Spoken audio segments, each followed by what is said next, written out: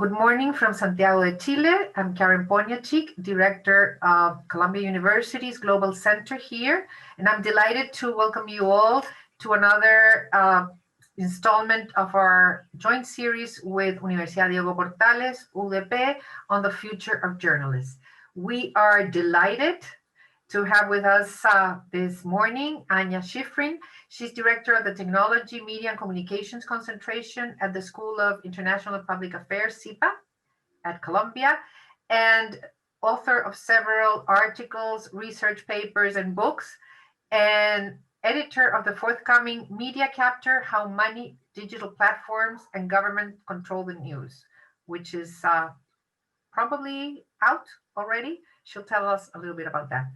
And today she will be talking about social media, how social media is threatening democracy. I can't think of a more current topic for not only the US, but for all countries, including ours.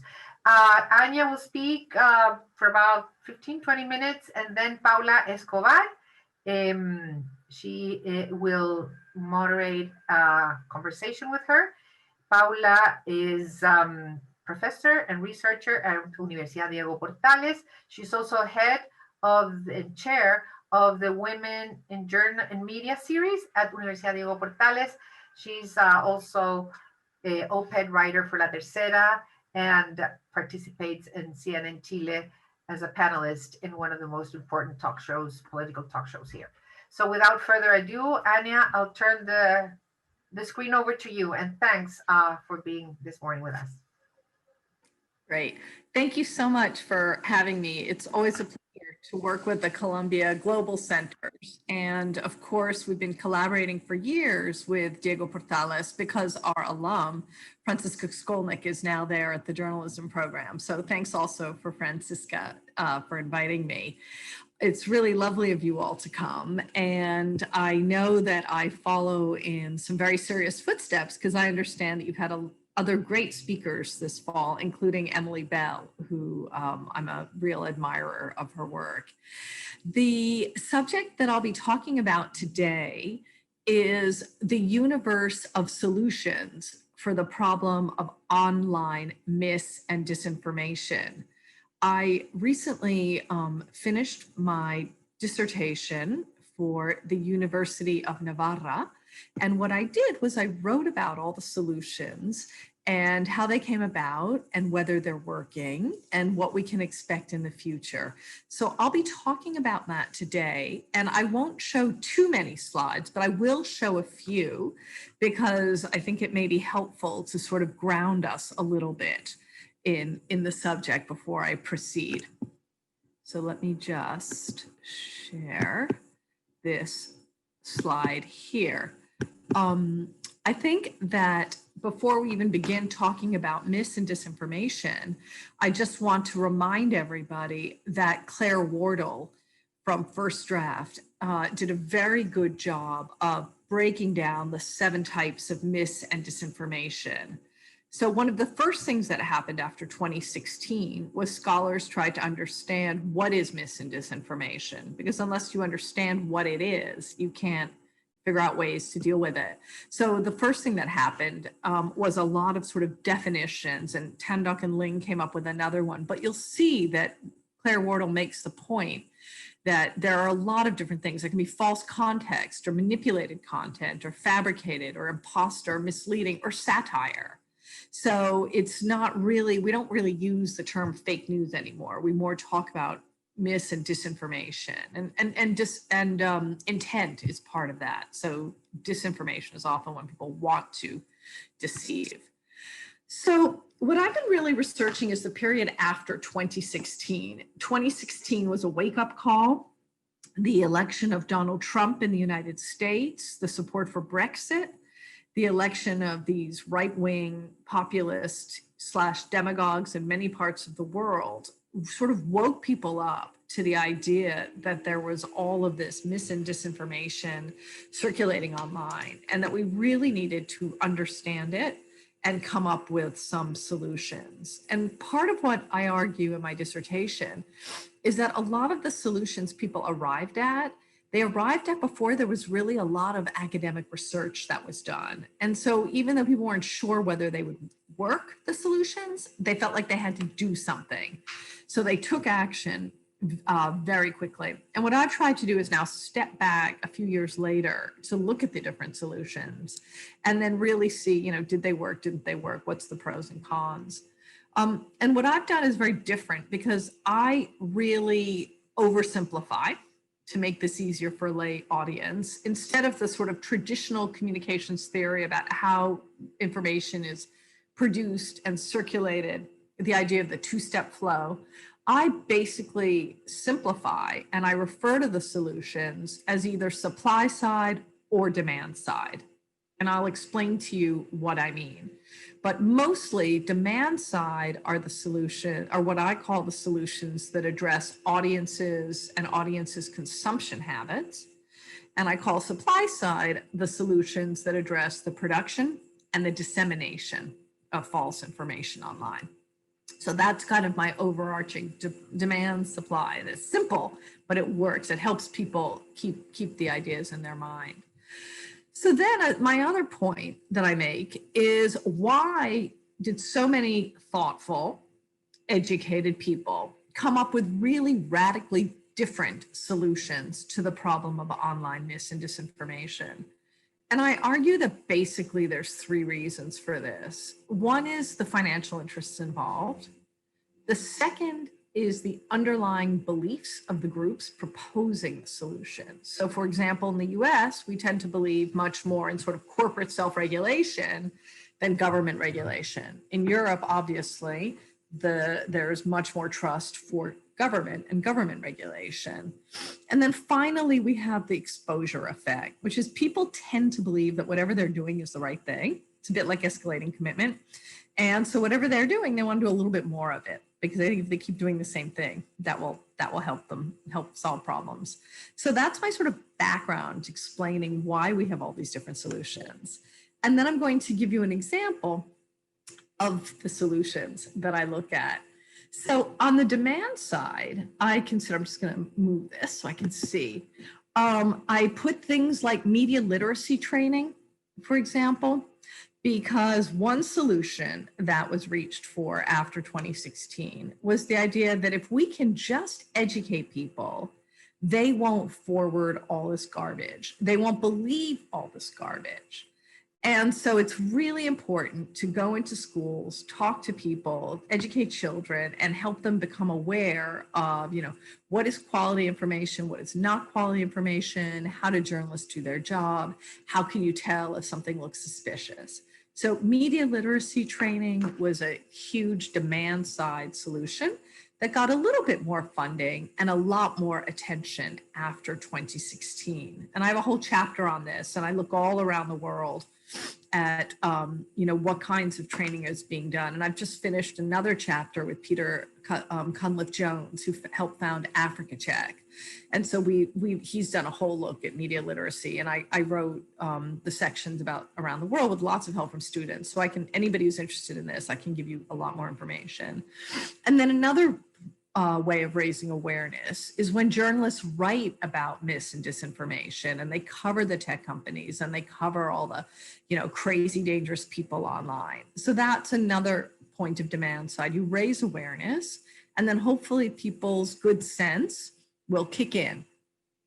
A second demand side intervention was the movement to build trust and engagement with local audiences. Now, this, of course, has happened many times in the past. For example, in the 1990s with the public or civic journalism movement. But the idea, journalists love this because the solution, as journalists always think, the solution for every problem is more good journalism. So after 2016, a lot of journalists, many parts of the world, said the problem was we haven't really gone out into the non-urban areas, and we need to go out and we need to talk to people, and we need to engage with our audiences, and we need to build their trust in media.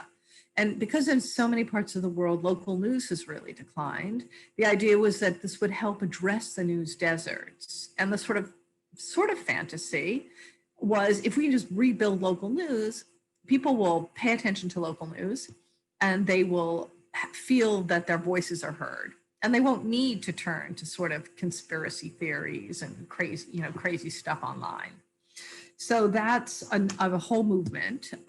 There's lots of people at Columbia who are really involved with this movement, including Andrea Wenzel, Jacob Nelson at University of Arizona is another person. There are monthly phone calls about this. At Columbia with my students, we actually did a report called Bridging the Gap, which was about media trust, and interviewed groups all over the world. So there's a lot of information available on this sort of community participation, local engagement efforts. Internews is involved. I think Emily Bell made a point early on, which is that we definitely have a problem. There isn't enough local news, but this solution here may not address the larger problem of, what's happened to our democracy and our political polarization, but it's still a good thing to do. Then in the third category, which is sort of a demand side, sort of a supply side, is the whole movement to fact check and label suspicious content. I'm a big fan of NewsGuard, which is now something you can actually put onto your browser extension. They have basically looked at something like 6,500 news sites all around the world, and they give them a green or a red label. And then so as soon as you get onto one of these sites, you can very quickly see whether or not it's considered to be credible.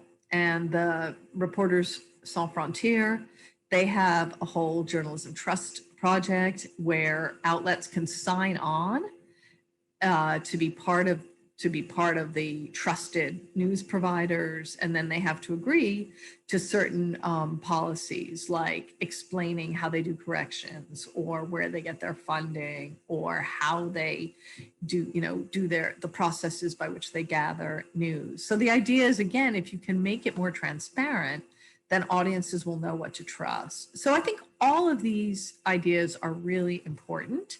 And it's very important also to show that, we're not giving up on truth and on accuracy, and that these things matter, and to build really a culture of truth.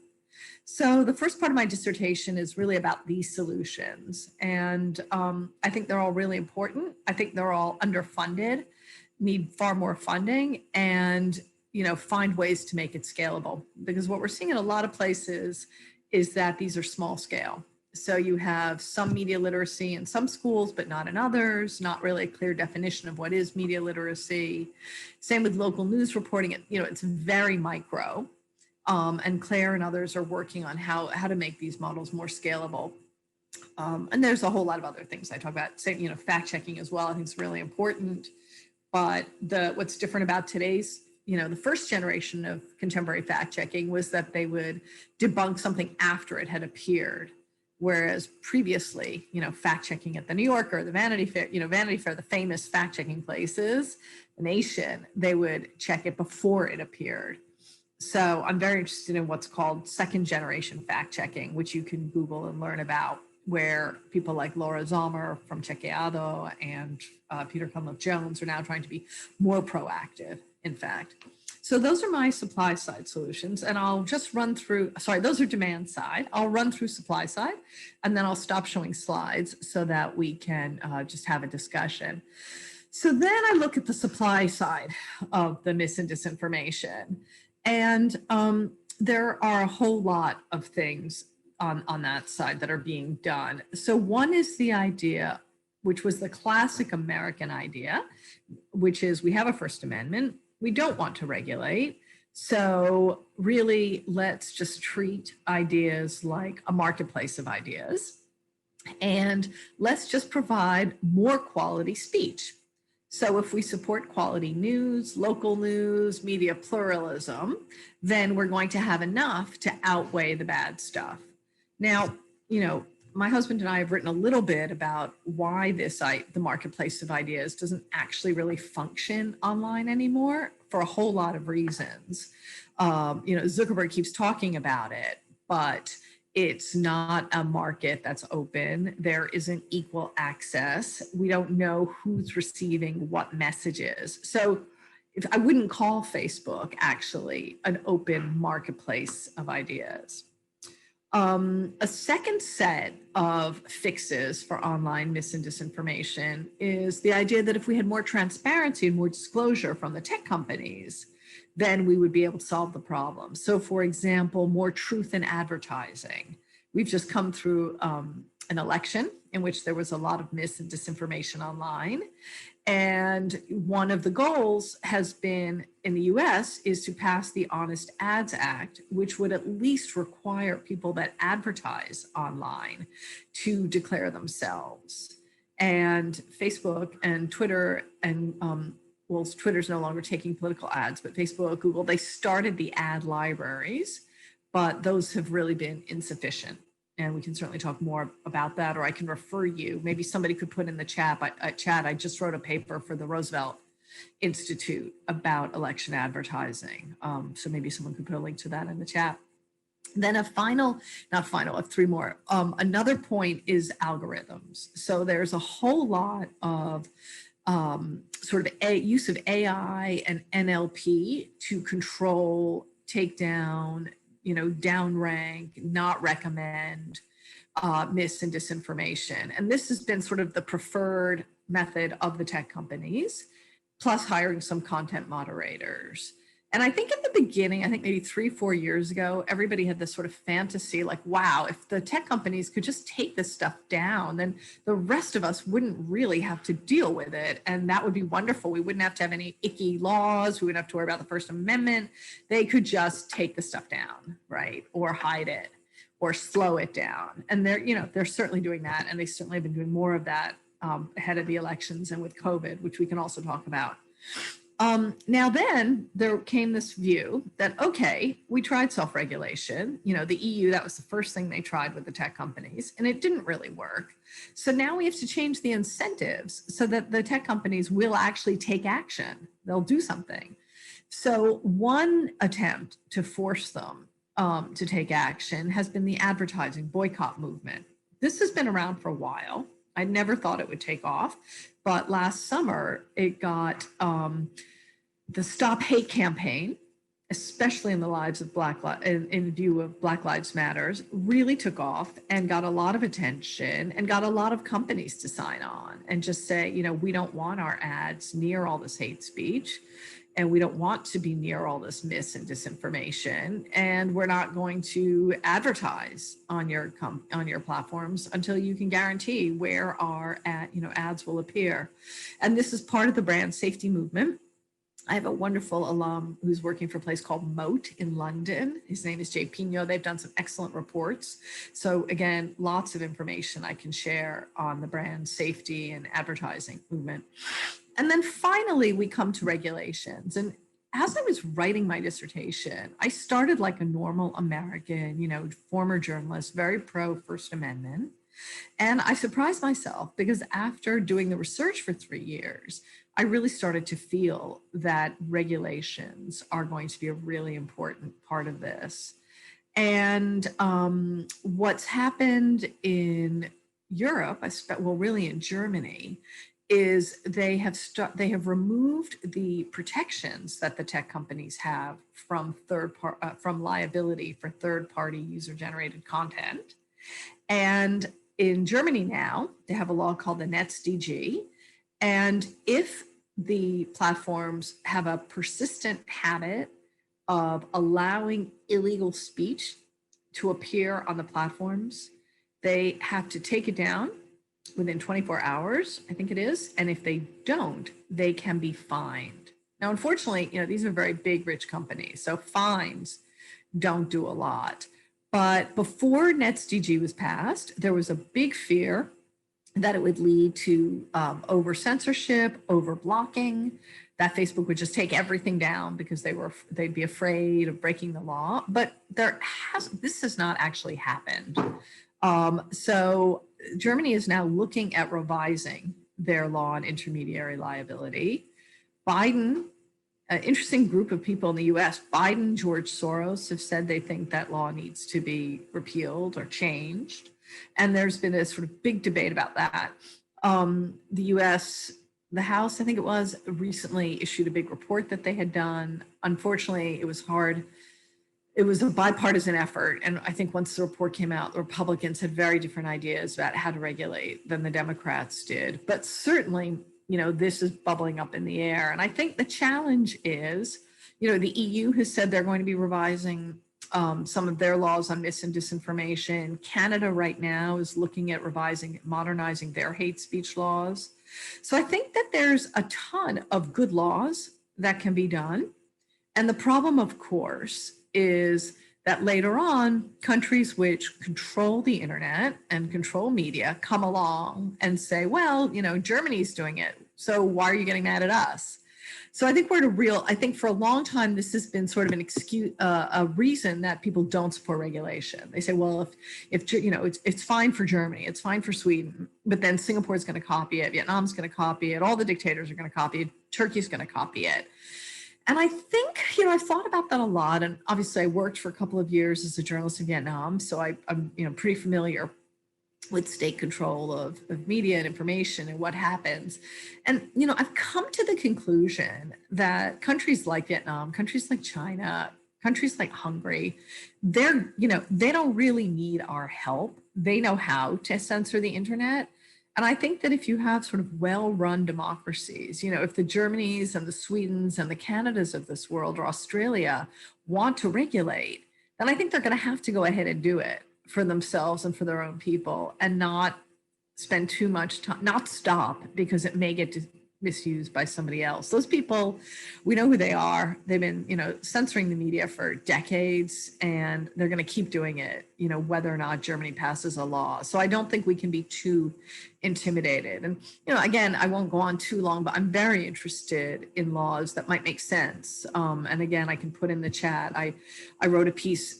Finland and France have anti-cyber harassment laws, which are, terrific laws, and they protect journalists and they protect people and they make it easier to go after harassers. So I think in closing, I'll just comment that COVID-19, I'm sure Emily Bell talked to you about this, she's so interesting on the subject, has been fascinating because during the pandemic, it turned out that, YouTube and Facebook and Twitter, everybody could do a lot to try to stem the disinformation, the misinformation online, right?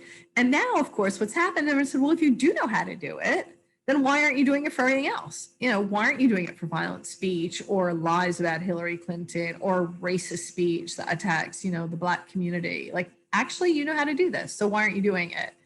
And since I finished my dissertation, just in the last, really since the summer, there's been a whole lot of really interesting reports on how we should be regulating, including the Transatlantic Working Group. Reporters Without Borders put out a report last week that I helped work on. So I think now we're at a place, I think in 2016, everyone said, oh my God, this is terrible. What is it? What are we going to do about it? I think now we actually have a ton of great ideas and research, and it's really more about the political will to do something. So I think we have a lot of solutions now, and it's been really great for the last 3 years to study them. So I'm happy to talk to our moderator, Paula, or to take questions or anything else. Thank you so much. Thank you, Anya. Wonderful conference about, of course, a very, very important issue these days everywhere. So I would like to begin to ask you about regulation. As you said, now feels like there is momentum, especially in Europe. This is the strategy that is advancing now. And in today's newspaper, especially the problem in Spain with the government trying to pass a law against disinformation, and the main point is said by the people that are opposing Pedro Sanchez's law is that it affects free speech, and which is also the same problem that is addressed every time there's a regulation based on a law. So what do you think about that? Do you think it's really incompatible to have free speech and also this kind of regulations? Yeah, could you tell me, I'd love to know a little more about the law. I don't actually know about it. You know, the law by the government of Pedro Sanchez is against disinformation, and it wants to recognize, identify, evaluate, and to explain threats through social media, and it's related to fake news, all those kinds of things. They suffered that in the last election, so they want to have a weapon to fight against that, and the law is called a procedure to act on disinformation. So there's a lot of, of critics and opposition, because, how the government is going to have the power to decide what is fake news. And of course, it opens, especially in non-democratic governments, or in governments that are, shifting towards authoritarian regimes, giving them the power to decide what is fake. And sometimes, of course, it's not fake, it's opposition points of view to them. Right. So I think, one big problem is that all these people that are putting out disinformation are hiding behind the First Amendment and freedom of speech. And it's a very disingenuous, they don't actually care that much about freedom of speech, right? They just want the right to lie, and they're using that. So, I haven't seen this particular law, but I think that there are probably millions of things. I mean, let's remember what's happened to Sanchez, right? Which is the constant drumbeat of lies by the conservatives in Spain, who are constantly comparing him to, Maduro, Chavez, which is, by the way, why the Democrats lost Florida, right? Because there was this constant barrage of disinformation that was targeted at particular voting groups. So, again, not having seen the Spanish law, I would have thought that there would be loads and loads of things you could do. So just, again, labeling who you are. If you're saying that Sanchez is a Chavista or supports Maduro, that's a piece of political messaging. Does it say where it came from? Do we know who put that out there? Like, that's a totally reasonable. And, in the US, there have been some court cases that forced disclosure also violates the First Amendment. But, perhaps in Spain or in Europe, that's a sort of a basic, who are you? Who's getting this message? How much did you pay? Did you pay for it? That to me seems totally reasonable. I think in Germany, false facts are not actually protected speech. Opinion is protected, but not false facts. I have no idea. I doubt Spain has a law like that, but I don't actually know. So I think there's all kinds of labeling that can be done as well. So disclosure, labeling, without having seen the law, I don't know enough about the threats to free speech, but I certainly don't think that it's, a God-given right to tell a lie about somebody. And as Jack Dorsey of Twitter said, you have a right to expression, but you don't actually have a right to virality. So again, I'll have to take a look at the Spanish law and learn about it. I'm guessing maybe it has some elements in common with the Avia bill from France, which was passed, but certain parts of it were struck down. And I can also say in general, what a lot of people have been calling for in Europe is particular courts to make decisions on what needs to be taken down. Because, this has to be done very, very quickly, right? Otherwise, once it's viral, it's kind of too late. So I'd be interested to see whether the Spanish law has set up, an agency or a bureaucracy to handle those kinds of requests very quickly. But, this whole argument, one of the things that the tech people keep saying in the US is, oh, it's so complicated. It's just too complicated. We can't regulate. And every time Zuckerberg, goes to speak to Congress later, they all say, oh, Congress are a bunch of old guys. They don't understand anything. They're not able to regulate. Look at the UK Parliament. And I have two responses to that. First of all, if the tech companies think that the regulators don't understand, well, then the tech companies should have to help them, obviously. And second of all, we don't say, well, gee, pharmaceuticals are so complicated, we better not regulate them. Banking is so complicated, we better not regulate it. Like, that's ridiculous. If something is really complicated, then it definitely needs to be regulated. And we're going to need to create a bureaucracy and a civil service and a court system that can regulate, because this is not going away. And, what's annoying is that normal people and governments have to spend all their money and time on this problem that actually Facebook basically, and YouTube basically created and Google created. So, as Andy Guest from Princeton says, the opportunity costs are incredible. But so I would assume the Sanchez law is going to also include a sort of infrastructure for enforcement. Great. Thank you.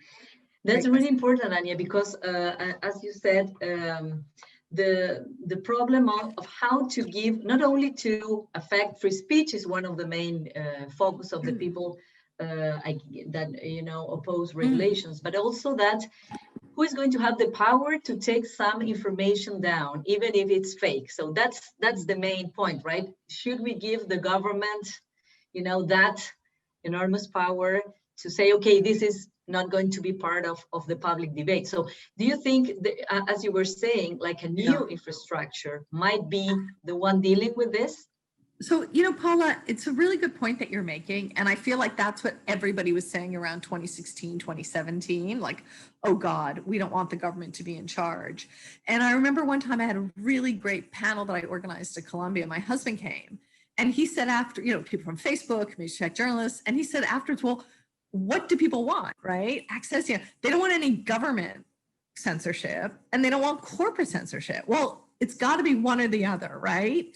And the other thing I always have to remind people, because I get this a lot, like, oh, are you supporting government censorship, is we already have corporate censorship.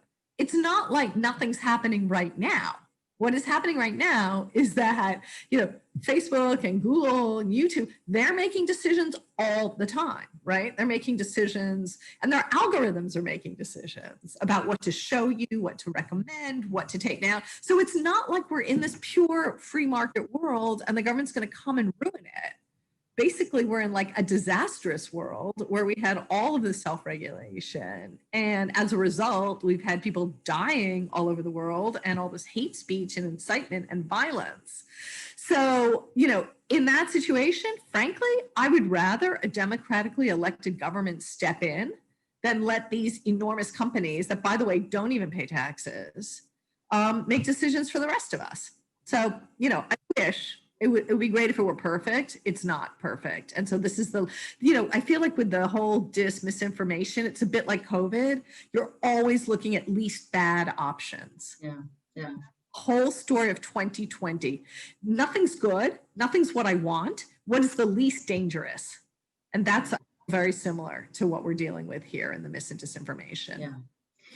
What's your opinion, Anya, about the performance of these big media companies in the US election this year?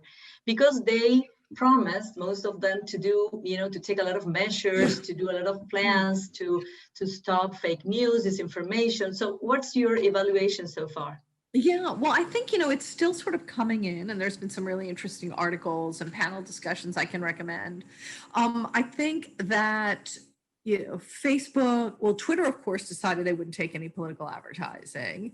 And, all of the tech companies, YouTube, Facebook, Twitter, I think Google, have been trying to do, I think, a couple of things, right? So one thing is they've been trying to put quality information higher up. So if you go on Facebook and you're in the US, they tell you where you can vote, for example. Or they will give you, Google has those cards that give you information about the sort of, the original website or the trusted source. So I think they've all been trying to put, remember we talked about supply side, demand side, right? So they're trying to increase the supply of quality information.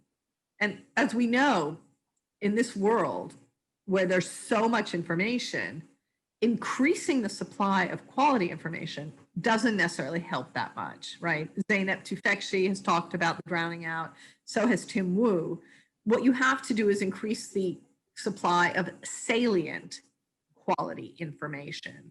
And so to some extent, that's what they've tried to do. They've tried to make it conspicuous where you see it, direct you straight away, to the WHO website instead of COVID. So on one hand, they've been trying to boost the supply of quality, salient information. And on the other hand, they've also tried to fact check, label, tweak the algorithms, moderate more. They always, whenever Facebook catches a bunch of Russian trolls or whatever, they always make a big deal about it and publicize it.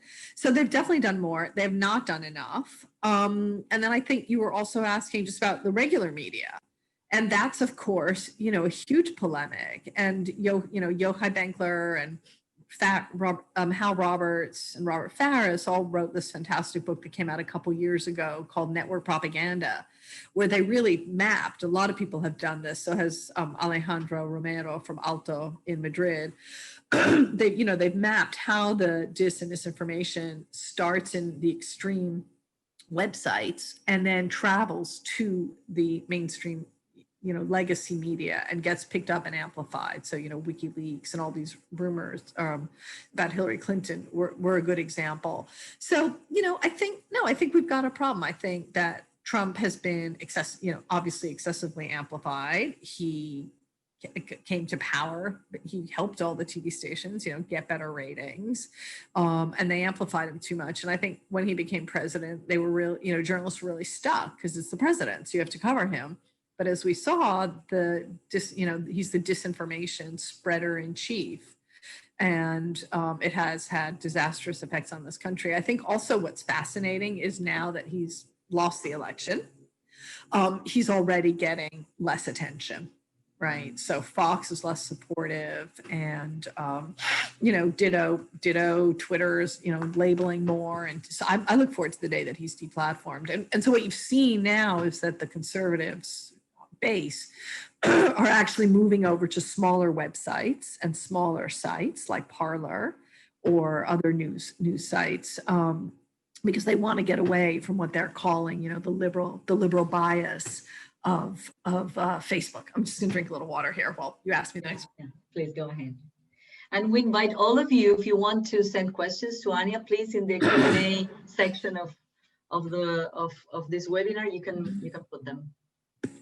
Okay, so I can't not ask you about this, but this unprecedented election in the U.S., when the President Trump still not recognizing that Joe Biden won. So what's the relationship with that social media and traditional media? And but looks like no one cares so much that he's not conceding the victory to Joe Biden, is it? So, it's interesting because it's really a sign again of how polarized our country has become, because I think you've seen that most of the Republican voters don't believe that the election was stolen. So I think what we've learned, we didn't need to learn it. We already knew it. But what we've learned these last 4 years is that, if the president lies and lies and lies repeatedly, he will eventually persuade a certain number of people. And that's what we've seen with this election. I think the rest of us know it's a lie and really aren't that bothered by it. But it's certainly very corrosive, and it's hindering the transition as well, because Biden's team needs funding so they can start moving. And, Trump, as we were talking about earlier, Trump promised a vaccine. So now the vaccine is almost here for COVID. And where's the plan for distribution? So if you believe in a vaccine, you should have made a plan. They didn't make a plan. And so that's something Biden's going to have to deal with. And that's going to have to be done very, very quickly. So he's got to do. And the lying has real world consequences, as we were afraid of. I saw somebody was asking about fact checking. Yeah. Which Please is, go ahead. Yeah, always a great question. And what I wanted to say was that Facebook has actually been funding a huge amount of fact checking over the last few years. And again, I'm more than happy. I've written a little bit about this. Other people have written about it. And so fact checking does go on. And I think you asked, when it's not questioned by journalism. Yeah, so it doesn't have to be questioned by journalism. It can be, what Facebook is doing is paying for fact checks after stuff has appeared. And I think if you're interested in how well this has worked, there's a fact checking organization in England. I think it's called PolitiFact or Full Fact. I can't remember which. Maybe someone could look and put it in the chat. And they did a really good report last year on how his fact checking worked. And there's been some stuff written, also published, I think, by the Tao Center about the relationship of Facebook to fact check. There's been some criticisms of it, but the answer is, yeah, you can absolutely do fact checking, or it's called, debunking. Yeah. Really afterwards. Go ahead. And there's another question by Veronica Guzman. She says, what is the most advanced country in legislation regulation about this topic in the world? So, I mean, it depends like what kind of legislation you like. But I would say as always, Europe is the place to look at. So I would say, yeah, it really depends. So intermediary liability, Germany moved on that. Election advertising, obviously France has done a very good job. The EU in general has a lot of restrictions. If you're looking at media literacy, Canada is a place that people often point to. If you're looking at provision of information and support for quality journalism, then certainly Northern Europe, Norway has fantastic rules on this. Sweden has very high levels of trust in their public broadcaster. Radio especially has very high levels of trust. And the thing I'm really excited about right now and looking at very closely is Australia is trying to get Google and Facebook to pay for the news that they use. Yeah, you know all about that. And they're going to be voting on this in the next few weeks. And what's so interesting about that is in Europe, when they tried to do this, they used copyright law and it didn't work. So what they're trying to do in Australia is use competition law, because they're saying that there's a power imbalance between the publishers and the tech companies. And the publishers should be able to negotiate with the tech companies to get payments for the news that's being disseminated. And if they can't agree on a price, then they go into arbitration. So I think that's really exciting, and I'm obviously hoping that that will get passed. And Google and Facebook have been playing really nasty. Google's been putting out these alerts saying we're not going to cover, local news anymore. And the big worry, of course, is that this will really help Rupert Murdoch because he has such a large market share in Australia. But I still think it's an important law. Paula, are people looking at this in Chile? Might Chile pass something similar? I don't know, because every time there's a debate about this comes the argument about free speech. So, I'm not sure. I think but of course there's the concern about how democracy is being weakened by social media. And I wanted to ask you something else that is happening now in Chile, Anya, that is related to political threats through social media made by anonymous people, mostly, to political leaders. This week, for example, was about a law that is being debated in the parliament this week about being able to again retire 10% of the pension funds because of COVID emergency. So some members of parliament has been harassed through social media and exposed their personal information and all that. So what can be done? Because that's another way of threatening democracy, through social media. Totally. What did you say they want to do about the pensions? Do they want to reduce the pension? No. There's a second law being debated in Chile to allow people to take some parts of their pension funds, for the second time, this time 10% at tops, to help people, go through this emergency, the financial emergency of COVID.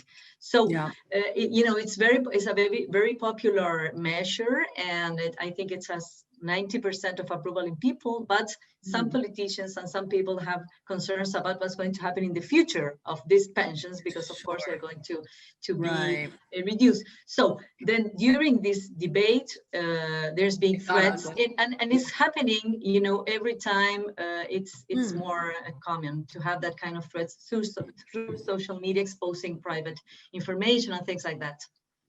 Yeah, so obviously strong cyber harassment laws should be implemented immediately in Chile.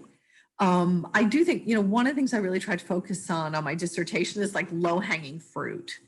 and things that everybody should be able to agree on. And if you can't agree that, violent threats on social media should be illegal, then I really don't know what you can agree on. And I mentioned earlier about France and Finland having very good anti-cyber harassment laws. And I wrote a column for Project Syndicate about the French law. So I would have thought that would be the kind of thing that Chile should absolutely implement. And also, now that it's politicians that are getting threatened, they may be more sympathetic to passing a law.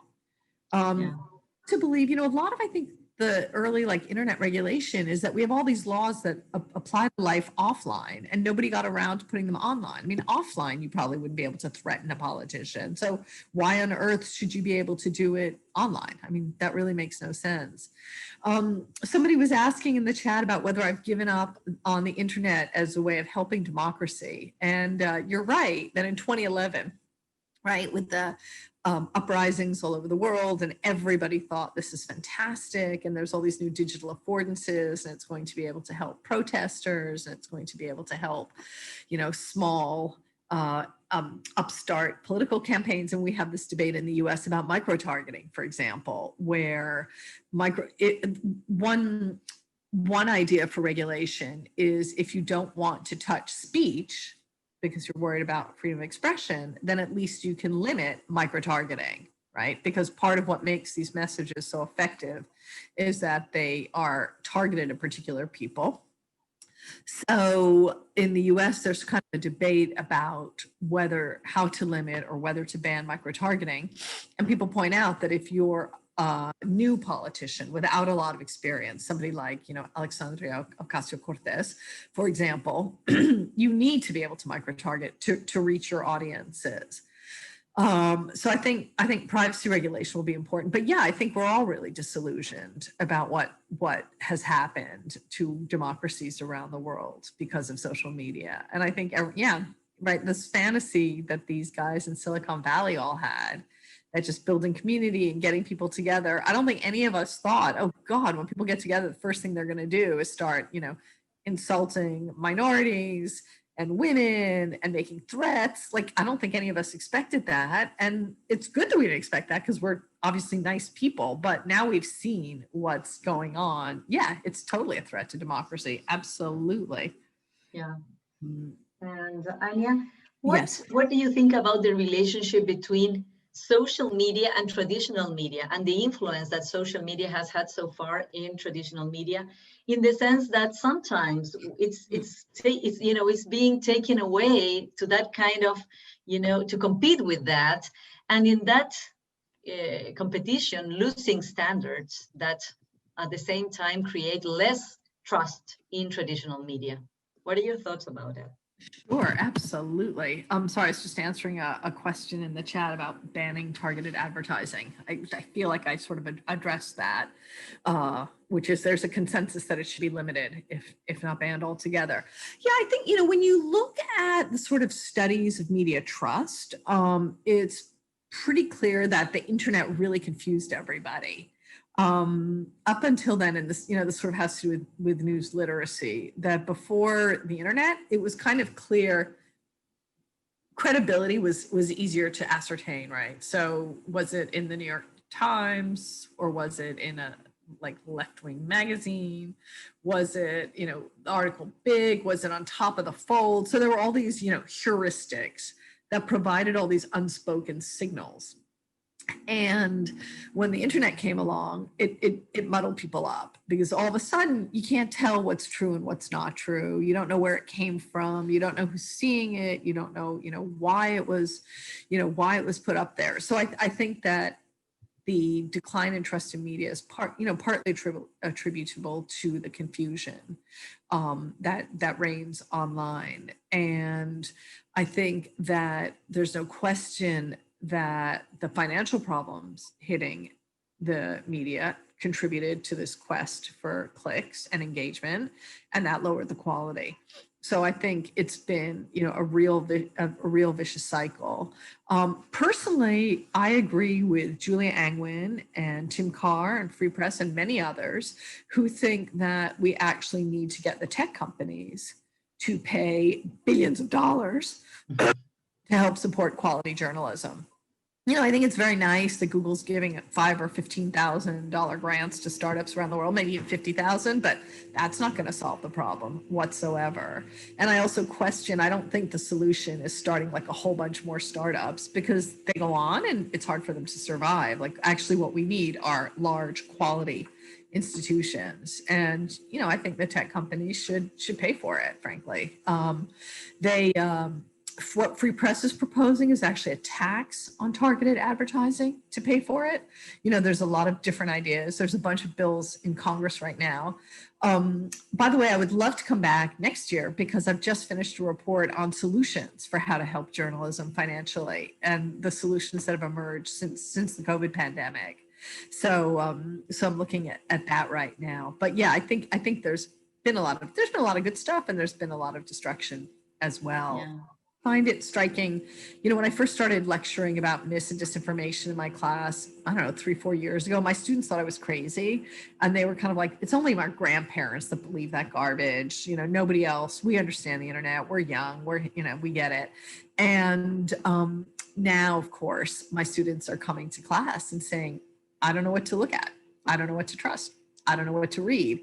And often, so I'm having to do like kind of basic media literacy in the first weeks. Like, this is, you know, journalists don't take money, for example. They're not supposed to take money, or, you know, they're supposed to report both sides, and just kind of explaining that. And it's been fascinating, because I've spent so much of my life around journalists that it's been really interesting to learn that if you're not a journalist, there's all this stuff you just don't know. So you don't actually know the difference between some random tweet and, you know, what you're seeing in a quality outlet. So that's been quite. Anya, do you think that we journalists should have a code or some kind of code to use social media, or it should be open to anyone to do? I mean, some media companies have decided to limit the scope of the social media expression of the journalists, and some people oppose that idea because it's against their own freedom and to create their own brand in one way. So do you think, as social media expression is such a threat to democracy, should we have in common some kind of ethic code or something like that? You know, I think it would be difficult. That's a really interesting question. I think it might be difficult to get people all over the world to sign up for a code. But as you said, a lot of outlets do have rules about that. And I do think that's important, because I do think that if we're trying to,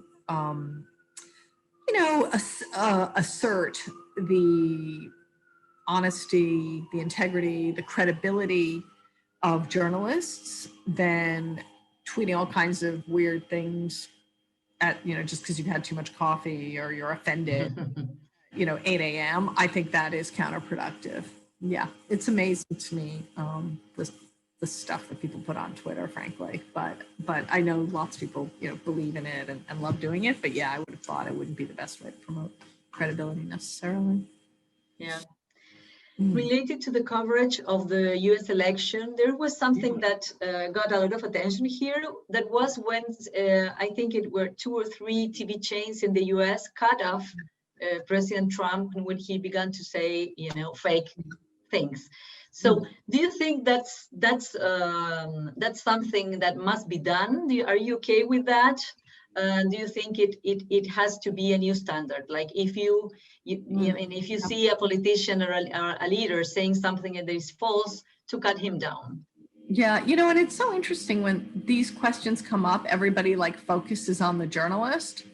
Like, did the journalist do that? And is it ethical of the journalist? Well, what about the politician, right? I think it's so sad that journalists have had to become the enforcers for truth in our societies and then get blamed for it all the time. So yeah, absolutely. I think there's a responsibility not to amplify lies, disinformation. And I also think that it's really important. I think one of the successes of the fact-checking movement has been in some countries, not everywhere, but in some countries, if you report that a government official is telling an untruth, in some places they will be embarrassed and they will stop doing it. right? And there's a little bit of research on this. So somebody like Bolsonaro, somebody like Trump, they don't care. They're shameless, right? They're totally sin vergüenza. But when people are capable of being shamed, then hopefully this cutting them off will remind them that they shouldn't be lying. And yeah, I definitely think journalists have a responsibility not to amplify as much as possible. The other thing that we've seen is not just cutting off, but breaking in with fact checking, like the 60 Minutes interview. And that was, I thought, really interesting and really useful. And, journalists have a much harder job now. I mean, it used to be you could go into the White House and just report what the president was saying. And now when you go in, you have to know so much so that you can report that he's lying or not report the lies. So the demands on journalists as professionals have been much higher in these last 3 years, for sure. Yeah, and sometimes you can't just fact check simultaneously. I mean, it's you need some time to do that accurately. So, and what else can be done not to amplify these voices that are talking like Donald Trump? Because the rise of populism and populist discourse is a global threat. So besides not amplifying fake news or fake information, what else can be done to diminish the impact of these populist voices or these people talking things that are not really true? Yeah, so, well, a few things. I mean, one is I agree with Michael Schudson, which is, the basic problems that we have in our societies right now, they weren't caused by social media and they weren't caused by journalism, right? We have polarization for a whole lot of reasons, including economic inequality, and lack of education. So poor old journalists are once again coming in to try to fix a problem that they actually didn't create. So I think we need to be clear about that, right? With all the coverage in the world and all the not amplifying isn't solving the root of the problem. In terms of the platforms, I always say it's like WhatsApp in India or something is like the match to the brittle house, right? So the house was brittle and the social media platforms struck a match. So I think underlying are obviously economic and solutions and political solutions. But I do think that there's sort of people at the margin and seeing these right-wing demagogues lying and inciting hatred sort of spurs them on and makes them feel that it's acceptable. So I have to believe that when people like Trump, exit the stage, it's going to allow some of those people in the middle to become a little less, riled up and a bit more reasonable. I'll give you an example. Half the country in the US, right, has said they don't want to take a COVID vaccine. And this is down, I think it was 54% a few weeks ago. The numbers of people who won't take it are falling. But I really think that, if Biden goes up on TV and gets the vaccine, it's going to help. It just is. And so I don't think all our problems are going to go away, but I think even just a little bit of a change of, what's acceptable and returning a little more to normalcy, I think that may help somewhat. Thank you so much. I think we have 1 more minute if you want to answer one of the questions in the chat room. Okay, let me take a look. I'll be happy to. Thanks everybody for coming, by the way. Yeah. What to do when we can do that. This Christian thought, what to do when the executive branch government itself creates networks and digital control in parallel with the state, intercepting people's private communications. Very typical in this time of COVID-19. I'm not quite sure. Yeah, I don't quite sure know what that means exactly, what you're referring to exactly. But yeah, sure, the government is going to intercept and look at. So I don't quite understand that, but I will say that in general, I think that for COVID, one thing that's been really important has been promoting communications from reliable sources like the WHO or the, the CDC. And we've just been looking in one of my classes at Columbia, my capstone, at communications of COVID around the world. And it's been really interesting how many countries have actually done a great job. Vietnam, Taiwan, there's lots of places that were able to counter disinformation. New Zealand, very, very quickly, especially small countries as well. So that report will be out fairly soon if anybody wants to read it. But, there's lots of good examples. And I think that's the main thing I try to keep in mind is, as I teach my class at Columbia or speak on panels, there's so many things that we can do to fix these problems. And it's really just about, getting organized and political will and fighting big financial interests, because obviously Facebook and Google are very happy with the way things are now. They're making a lot of money off it. So it's going to take some laws, some regulation to really get this under control, I think. Yeah, well, we're on time. Thank you so much, Anya, for this wonderful conference and talk about one of the main issues of our time. It's really a pleasure. And I hope that in 2021, we'll all be vaccinated. I can come in person. That would be great. We can have you here, Hopefully we will all be vaccinated next year, so we can have you here. And thank you all for being here today with us. Thank you, Universidad de Portales and Columbia Global Centers, and see you in our next activities. Thank you, Anya. Thank you for inviting me. All the best. Take care.